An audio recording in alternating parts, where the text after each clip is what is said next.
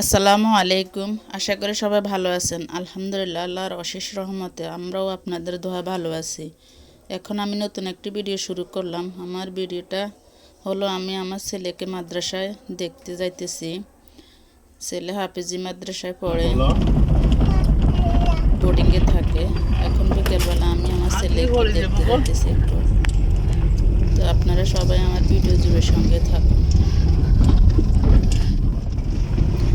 এখানে আমি আর আমার মেয়ে রাহি, বড় মেয়ে রাহি এবং ছোট মেয়ে রূপাইদা আর তার বাবা রাহি, 3-4 জন মিলে যাইতেছি।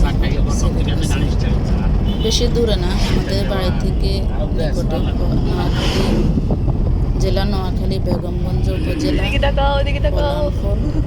এখানে একটা হাফেজি মাদ্রাসা আছে। ওইখানে ছেলেরা আর আলমরামহড়ি 3 পারা বাকি আছে শেষ হওয়ার। আপনারা সবাই আমার ছেলের জন্য দোয়া করবেন এবং শীতে তাড়াতাড়ি সে হাফেজি শেষ করে বাইরে থেকে চলে আসে মাদ্রাসায়। এখানে আমার ছেলে পড়ে।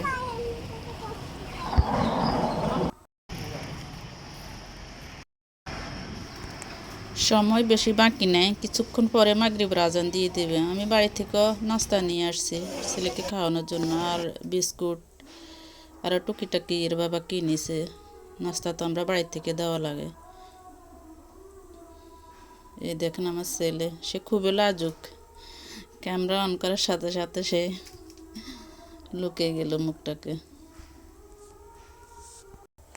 এখানে সাইডের দিয়ে নিচে মাদ্রাসার ছাত্ররা পড়ে, আবার পাহাড় মসজিদের 2য় তলায়। আর উত্তর যে শোরুম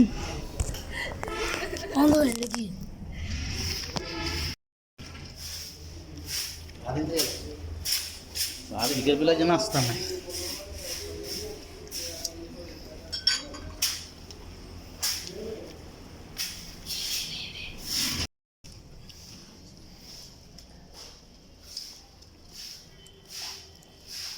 পাহাড় তোর বেতন দে। কি আর কেউ আসলে করে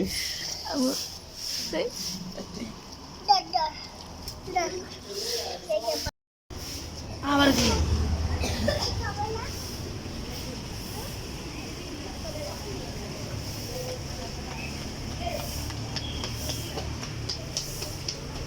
মাগরিবের আজান দিয়ে দিবে কিছুক্ষণ পরে, কিন্তু বাচ্চারা অজু করে মসজিদের ভিতরে ঢুকে গেছে মাগরিবের নামাজের পড়ার জন্য।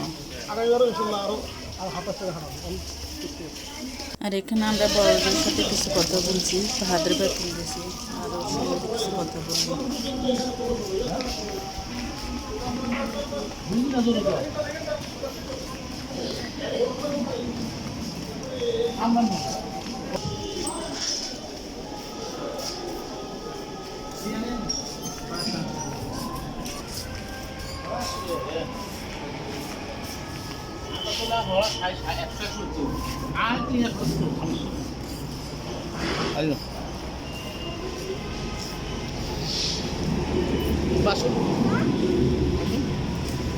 ছেলেকে বিদায় দিয়ে এখন বাড়ি যাইতেছি।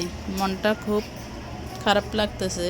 মাত্র একটা ছেলে বোর্ডিংয়ে রাখি, মানে প্রতিদিন বিকেল হলে আমার খুব পরন পড়ে ছেলের জন্য। তো মাঝে মধ্যে আসি দেখতে। এখন ছেলের বিদায় দিয়ে যাইতেছি বাড়িতে। মনে খুব পরন পড়তেছে। আল্লাহর রাস্তায় দিয়েছে। এইদিকে আমিন বাজার মিজবাড়ির একটা ছেলে 2 বছর থেকে একটু বেশি হবে, পানিতে পড়ে মারা গেছে। তো আমি আমার হাজব্যান্ডকে বললাম যে আমি একটু দেখতে যাব, কারণ এভাবে অকালে একটা প্রাণ ঝরে যাবে। এই ফতিকের ফতিক আমিও। আমার একটা ছেলে 17 মাস বয়সে এইভাবে পানিতে পড়ে অকালে ঝরে গেল।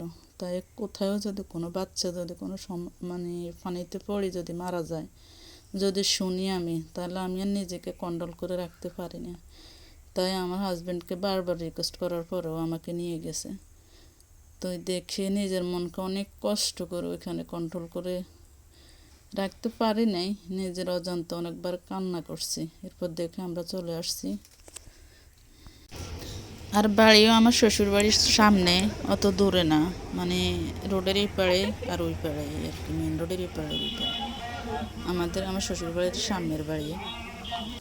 কারণ এই প্রত্যেকের প্রত্যেক যারা তারাই বুঝে জীবনের এই দুঃখ, এই কষ্ট, এ একটা মনের আহাজারি, যার হারায় সেই বোঝে সারা জীবনের একটা কান্না। কারণ এটা যে কত কষ্ট, যখন আমার এই ছেলের কথা আমার মনে পড়ে তখন আমার আর কি বলবো, আমি খুব ইমোশনাল হয়ে গেলাম। এদিকে আমরা আসি রাস্তার পাশে দাঁড়ায় দাঁড়ায় চা খাইলাম। রায়ের আব্বু বলতেছে কী খাইবা খাও। তো এই বললাম যে আচ্ছা ঠিক আছে চা নেন। আমি রাহি আমরা অন্ধকার দেখা যায় রাস্তার পাশে দাঁড়ায় দাঁড়ায় চা খাইছি। এরপরে খাওয়ার শেষ বাড়ি চলে আসছি। আর এই গাড়িটা রাহির আব্বু ড্রাইভিং শিখায়, ওই গাড়ি মাঝে মধ্যে কোথায় যাওয়ার প্রয়োজন হলে একটু যাই। এদিকে রূপাইদার দোকান থেকে কি কি নিয়ে আসি বসে খাই। যদি ভিডিওটা ভালো লাগে লাইক কমেন্ট শেয়ার সাবস্ক্রাইব করতে ভুলবেন না। তাহলে আজকের মধ্যে এখানে